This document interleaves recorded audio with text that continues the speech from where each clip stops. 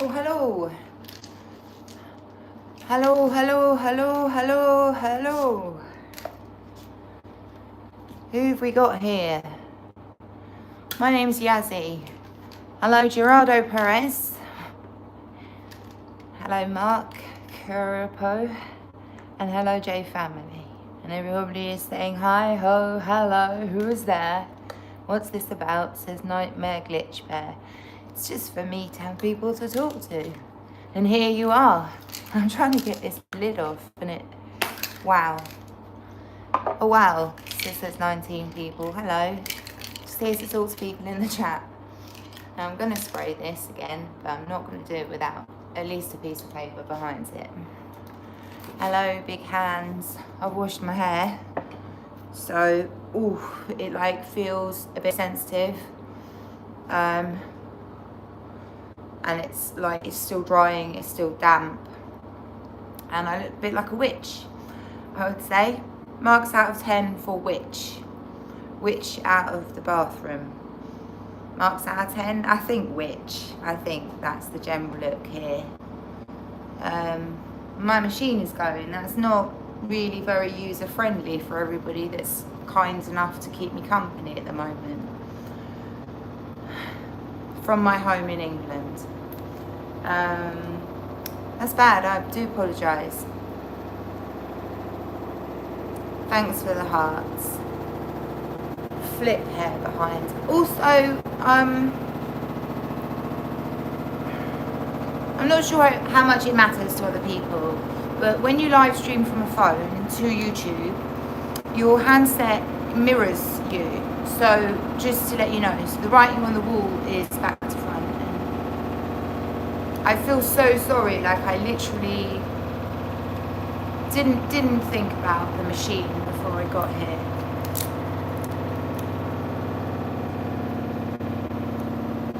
Nightmare Glitch Bear. I do speak quite slowly, I have had a head injury. Fingers like snakes and spooders in my hair. I'm just kidding, please don't take it personal. I have a spider in my bathroom that's been there for about 1 week, maybe 2 weeks. I rescued them out of the bathtub. And then they disappeared and I had no idea that they still kind of were there. After about 24 hours, I just forgot about them. But they're still there. My bathroom's like, you know, usual sort of like 2x2 kind of room. So, They're usually hanging out on the wall most of the time. They don't seem to like come down to the floor level again. And I don't know what spiders eat. Like, I don't really know how to look after my house guest all that well. I mean, I said, like, I'm hopeful that they're not going to come to the floor level too often, because I don't want to squash them. Don't really want to find them in bed with me either, because I just feel like that's a bit over familiar. But don't know what to feed them. And I think then eventually it will just die, because it's just, I feel like this spider, maybe it didn't know it when it got here, but it has just come here to die. And that will become apparent to it slowly as time goes on, the longer it lives in my bathroom. So that's kind of a concerning thought, really. I better not over-identify too much with the spider. The thing about this is, about spraying this, is I don't actually have a sheet to use as protection. And I mean, it looks fairly bonny in the camera, but I have to be honest, in real life, it's looking a bit tired and whatnot. And like, has some plastic parts, but mostly it's actual natural materials. I just had to take the bay leaves out, because I bought this last year and the bay leaves were kind of freshly dried this time last year, and that now they all gone brown. So I'm just trying to like freshen it up a bit, because I don't know. This is my one and only Christmas decoration. I don't have trees and stuff. You know how else is quite nice actually, is if you put them on a table, which I don't actually have, and then you put a big candle in the middle, and then I feel like that's probably actually a better decoration indoors than having it on my door, because when it's on my door it looks a bit unstable. Like, it did fall down at one time actually, but I'm not really sure how that happened. So, and stupidly I put it up at like the beginning of November. I don't really know why I felt the need to do that, but have I missed anybody? Red Banana Guff, I like your hair, thanks, I'm here for the love. My stylist is really amazing, and she originally, when she locked my hair in April last year, she handmade much longer synthetic. She actually, where there's like a bit of a warmer blonde, that's actually the end of my hair, and this is the beginning of the synthetic hair, and they were much longer. They came eventually.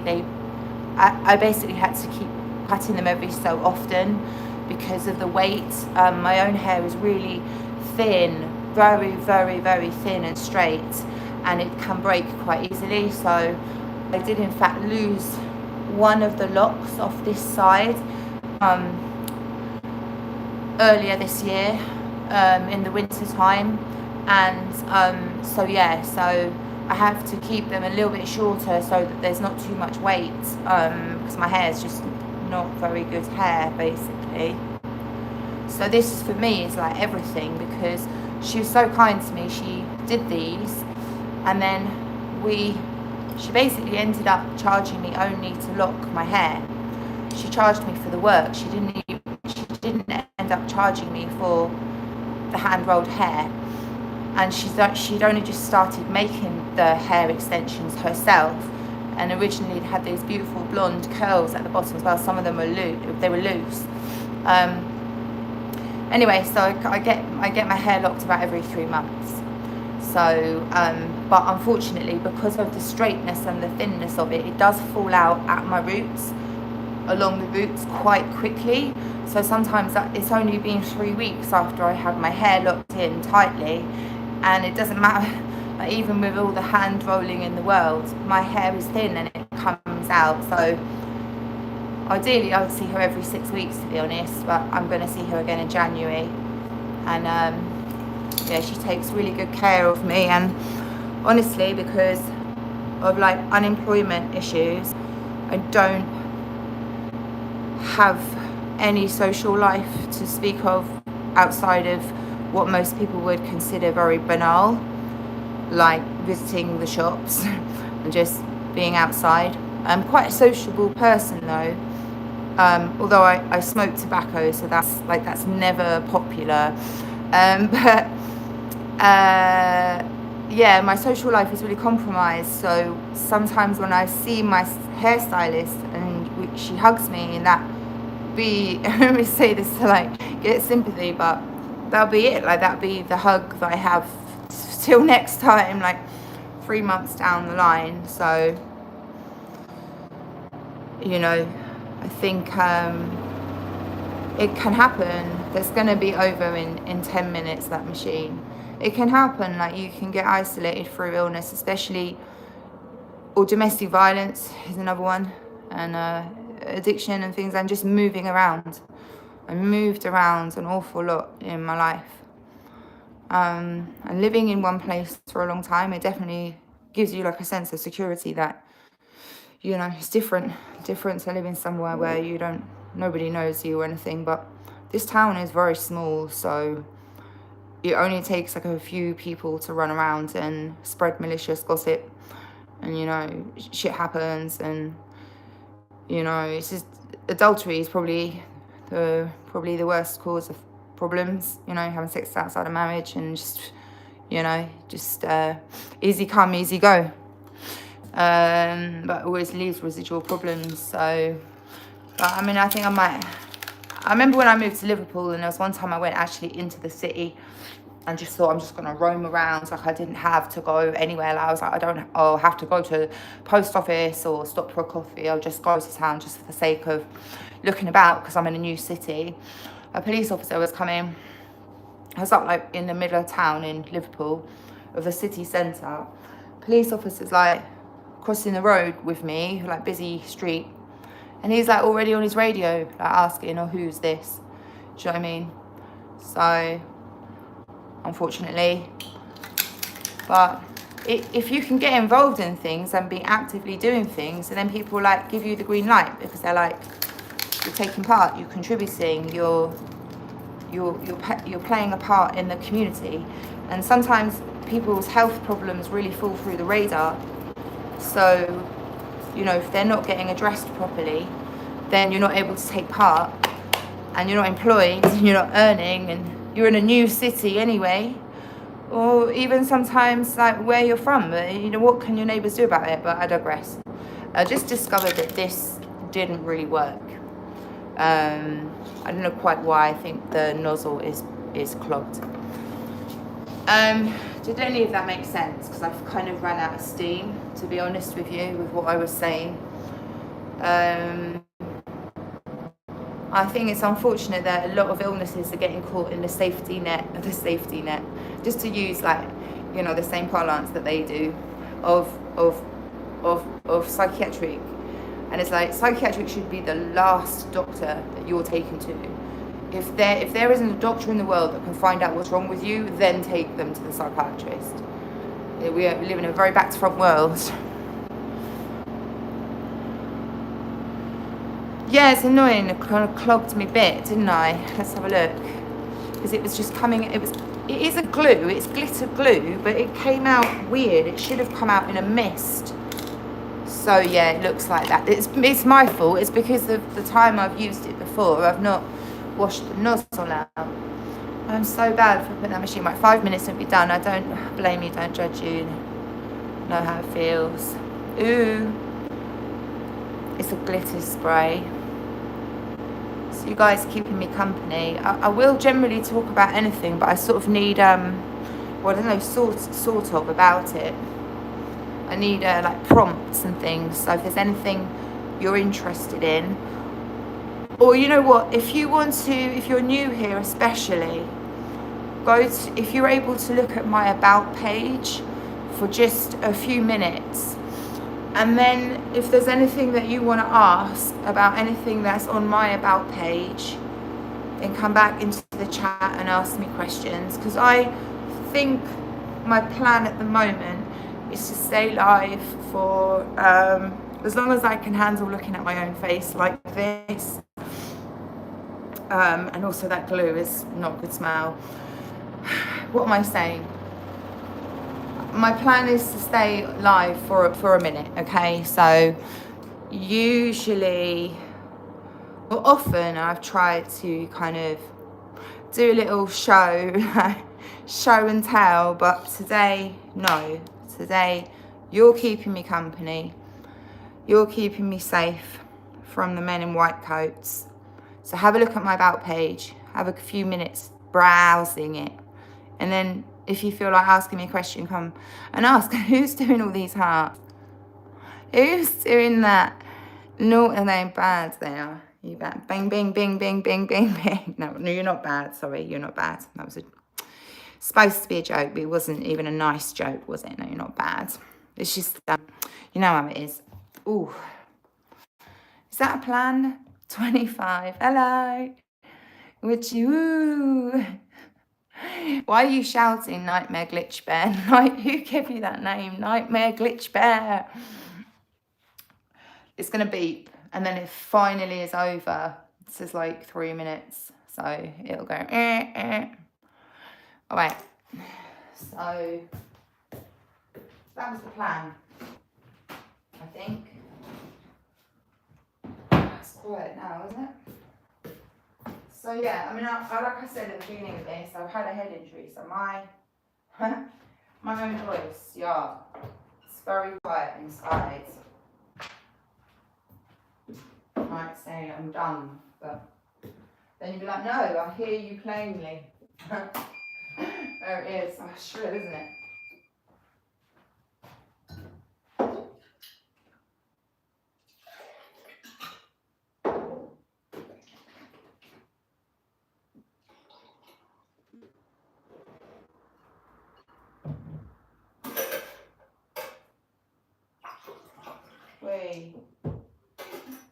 It's having some orange juice with aloe vera juice with distilled water. I have a distiller that does like 4 litres. It's nearly full, it's a gallon.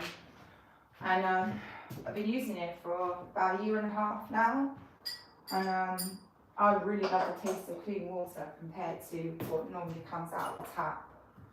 And because my health is not very strong, and because I don't have a doctor, that's the main issue. I don't have a doctor. I have to do whatever I can, and that seems a reasonable thing to do. But it's only because it's only me here, like it's just one person.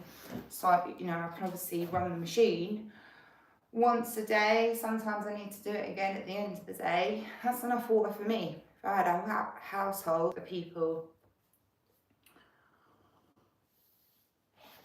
But then I think you get a different thing under the sink. It's probably a lot more expensive. It's like some kind of reverse osmosis machine.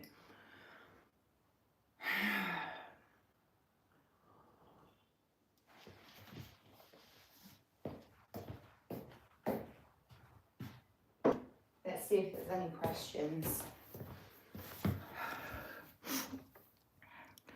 Forced drugging.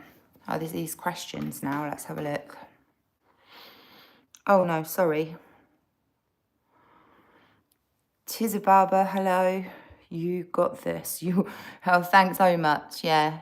Why does this rumor about, like, when people, like, refer to me, they think, like, oh, she wanted to, like, write some poetry. And it's like, I'm not looking to blow up. Even if a lot of people knew about the work that I do, it would make, what would change for me about that situation? Like, because I can see your comment is loaded, like, you like trying to mock me in that way. But it's like, I would like to be producing work eventually that just, like, is good enough, that it's my best. There's no need to equate doing your own personal best with any level of recognition from the outside world, because that's all you're talking about when you talk about blowing up, fame, whatever. You're just saying a lot of people recognize this thing, and like, if that recognition comes from doing a good job on something, then yeah, of course, like, who wouldn't want that?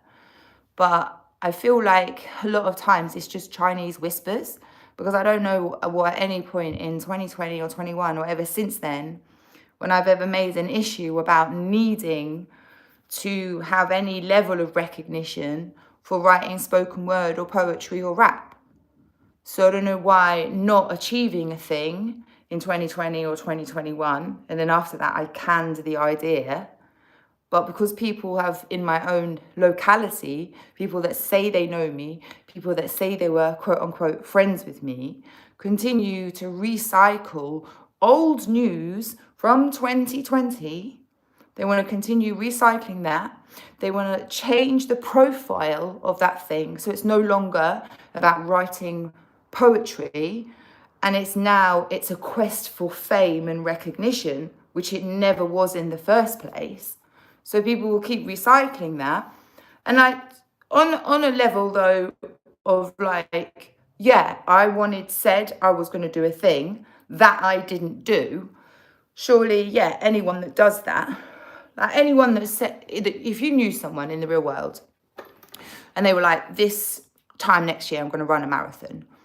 And then if they did nothing towards that goal for the entire next year, but continued saying they were going to run a marathon and then never did it, obviously you would, like, people would notice that was a thing, right?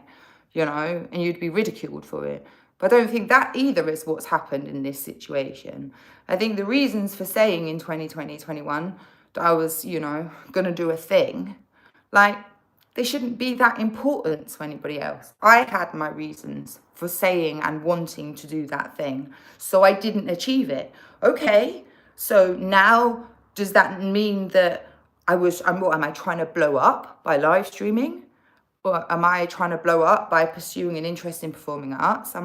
It's the whole thing has got muddied primarily with, on the one side, untreated physical health problems. In the middle of that, addiction to smoking cannabis.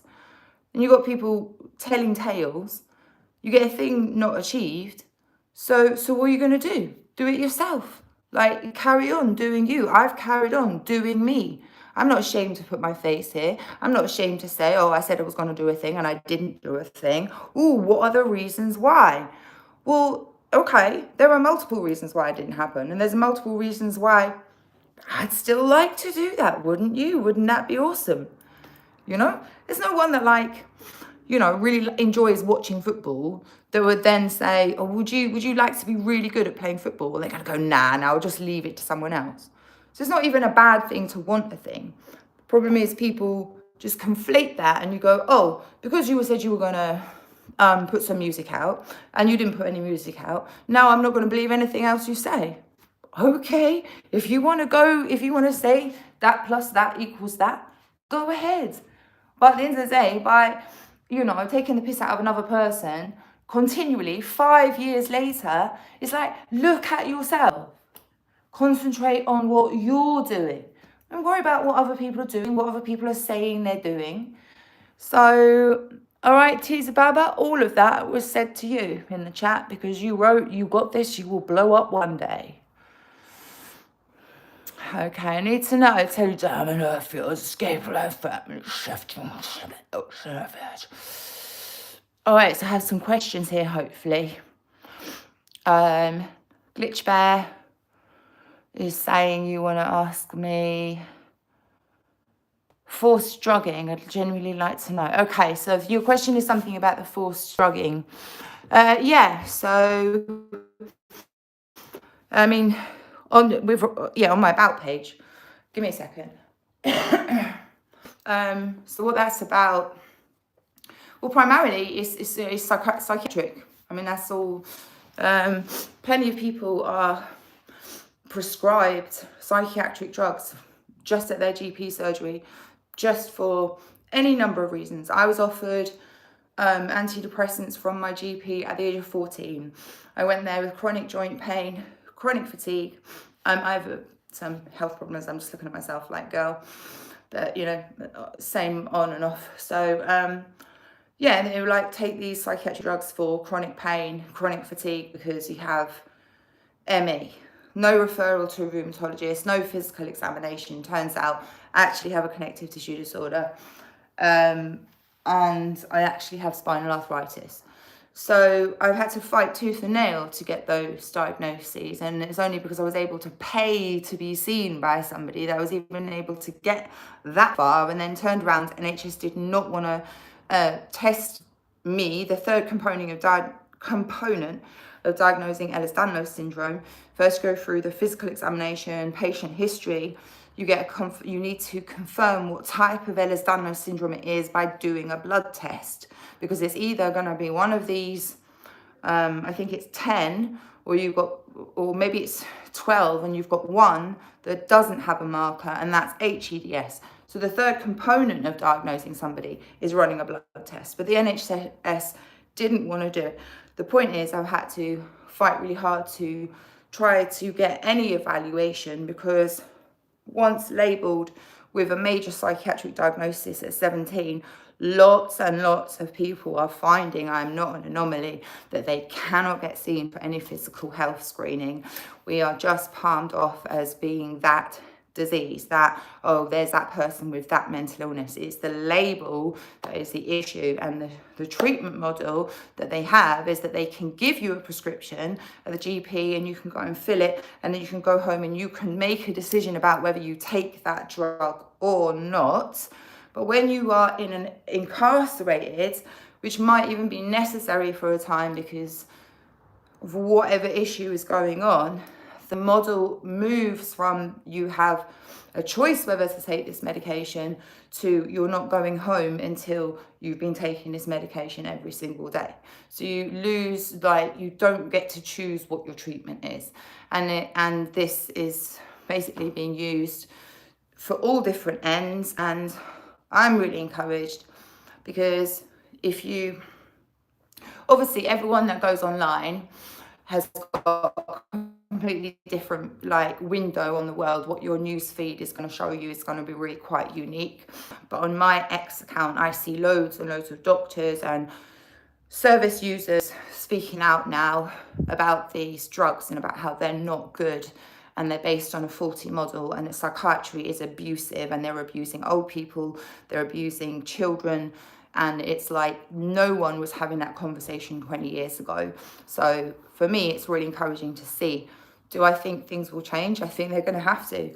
I think there are enough young doctors in the last maybe 15, arguably longer, 20 years, who have finished their medical school, they've specialised in psychiatry, but they've done it. Obviously, when you're training to be a doctor, you get to choose placements in different places before you choose exactly what specialisation you're going to have. So you might do a stint on a psych unit because it was one of the things you were looking into doing.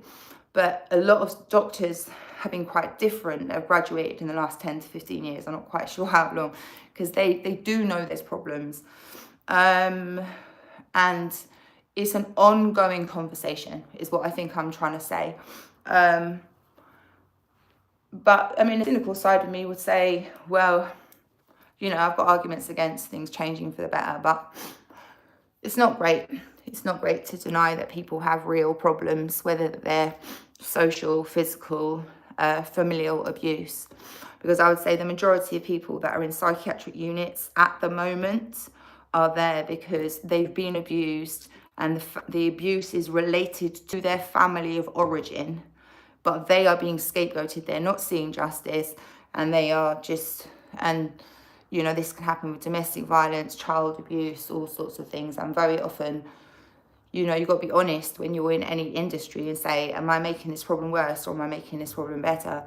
So I think any of the doctors that have still got a conscience and they're still educating themselves and they're still part of an ongoing conversation among many different doctors and service users, they've got to be honest and say, yeah, things have got to change. But the problem is they've been doing the same thing for so long with so many people that if you're going to change your approach in medicine, where do you start? Because all of your patients are used to being prescribed this drug or these drugs day in, day out. So change happens, I suppose, when people refuse to just accept that their problems are all in their head and actually look more at their social and their physical and their spiritual health. And then if you don't have, because my issues, last time I went to my GP about the pain in my pelvis post-operation. The operation was just so long ago now. I, immediately got turned around and put back for a psych evaluation. And then like a year later, I wound up actually having a psych evaluation. And then they're like, oh, you're actually okay. And I'm like, well, could you advocate for me to get some help with my physical health? And they're like, no, we don't do that. And I got to the point where I'm like, well, I don't trust them to do this anymore. I'm not really trusting of this free healthcare shit anymore. So I hope I have a couple interested in buying my home. I'm going to go in a minute because I don't know. Worst health. Hello, ill. I can't actually read your name. Oh, okay, that I get it. Yeah, so this is the thing. I don't think that I'm like an exception in this case. I think there's so many people have variations. Oh, sorry, I'm such a fidgeter.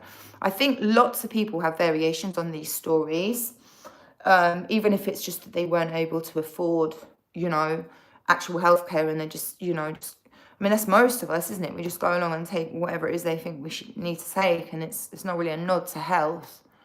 I just think there's a lot of variations of these stories. So if you're not aware of it, people are telling their stories on X, and that in itself is nice to see. That in itself is good to see, like more awareness around this now. There's just so many people that have been taken through the system, and it didn't do them any good. So unfortunately, it's ruined a lot of lives in the process. Let's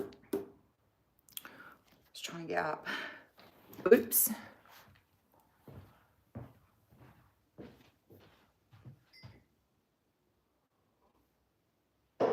Well, I think I'm going to go and hang my washing up. Yeah. And thanks for being here. And I'll go back to being quiet now. Remember that we're all part of one whole. So it's really important you look after those that need looking after. And see you later. Oh, and I mean, if you want to subscribe, that'd be great. Like, if I get to 1,000 subscribers, then YouTube will have to pay me some money. But then would I have to have adverts in my stuff? Like, or does it already have adverts? I don't really know. I don't really have any idea of any actual more creative stuff coming up. Like, it's super difficult working under these circumstances. So it doesn't surprise me that people are still running around going, oh, go on, girl, you'll blow up soon. Like, yes, everyone who does rap does it because they want to be famous. It's like people that run around saying things like that. It's like you're not using your own mind. You're seeing a situation how somebody else told you it is. So open your eyes. Examine your own prejudices, okay? Thank you for subbing. Thank you for being here, people. Community service. Love you, bye. Oh, sorry, I'm a bit, I just want to say I'm a bit gay. You know, and the whole love you, bye. Okay, bye. Someone say bye. Being famous comes with its consequences. Well, the way I think about fame, it's like, I don't even know why it's always put into a negative connotation. Like, I suppose maybe because you could have fame for any reason. Like, you could be, in the way, like, infamous, isn't it? Like, if you've done something really bad. But I don't know why. Why does wanting to write some rap music have to equate to, oh, you just wanted fame? It's like, you have prejudices about things, okay? Cool. Good luck with it,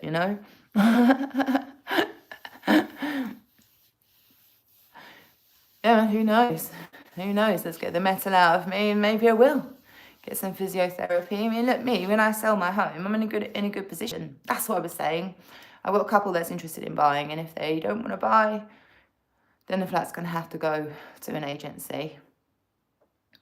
I did have an offer on it, but after 2 weeks, the buyer hadn't given their details to my guys. So I was just like, okay.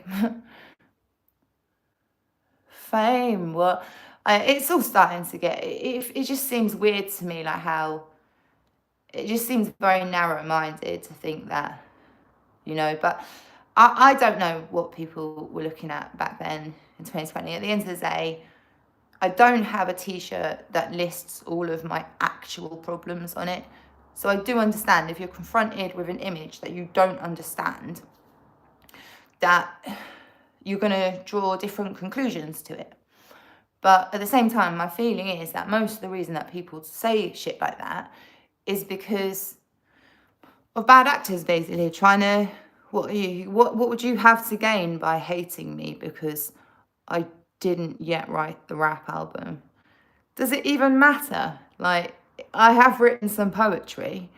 It's not good enough for anyone to bother with. So why dig the knife in and be like, oh, you bad character? It's like, no, I don't have a bad character, but there are bad actors running around. And just recycling a story post 2021, recycling a story about me doing a thing that I was no longer doing. And it's like, they're saying they're friends doing that. Saying they're a friend of mine, are they? No.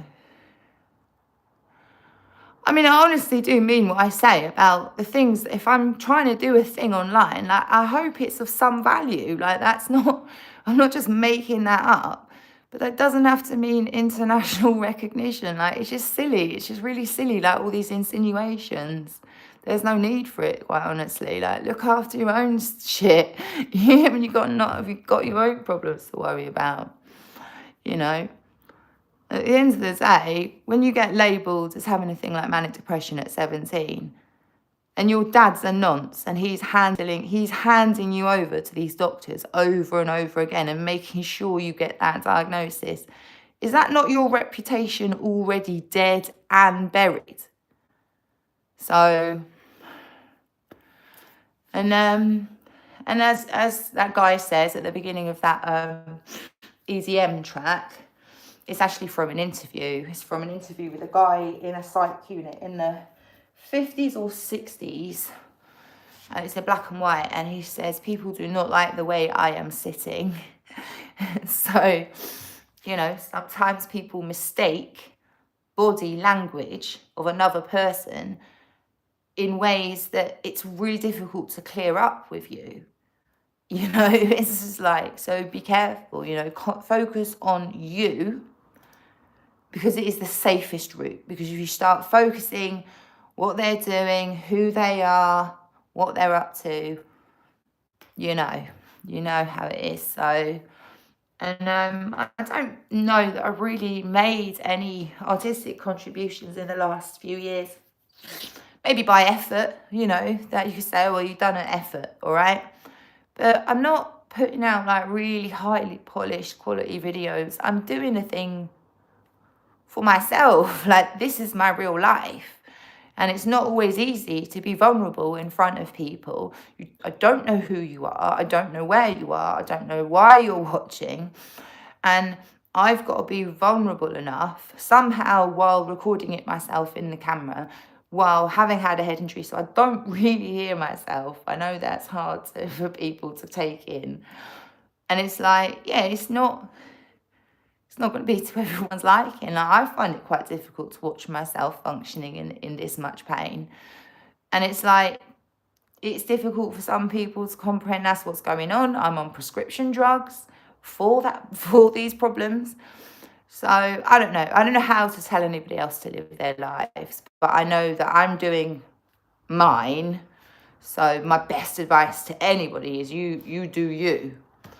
And good luck with everything you're doing. I don't think we need to live in a culture where we're waiting for somebody to fail so we can go and stick the knife in, say, you failed, you're a loser. It's like, help each other to achieve your goals. You'll be a lot happier in the long run. It's silly, really. It's silly. And we don't even know that the person that left that comment on this thread, we know who are you, blah, blah, blah. I don't see any more comments, and for some reason, my eyes were... Oh, no, I haven't read this one.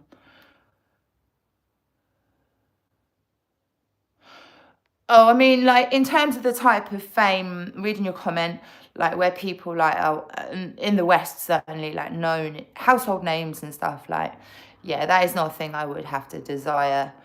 Like, if it came with so much money as, like, the types of people that I'm actually thinking of, like some Hollywood actors and so on, I think they could do an awful lot more with their money. So yes, they might be famous, but I'm not sure that they warrant being celebrated unless, because they are, you got to understand, they're earning so much. And I don't think rich people should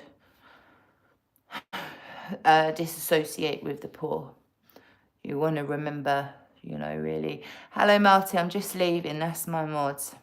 So that's my time now. The moderator has arrived. You know how it is. Ding, ding, ding. Ding, ding, ding, like time. Just came for a natter. And I'm glad that I did, because I won't be able to answer back to any of these things unless people say them. So, Tizu, if you understood what I said back, hopefully you've taken it on board. Just be a bit kinder to other people. It's not a competition. Let's be cooperative. Thanks, guys.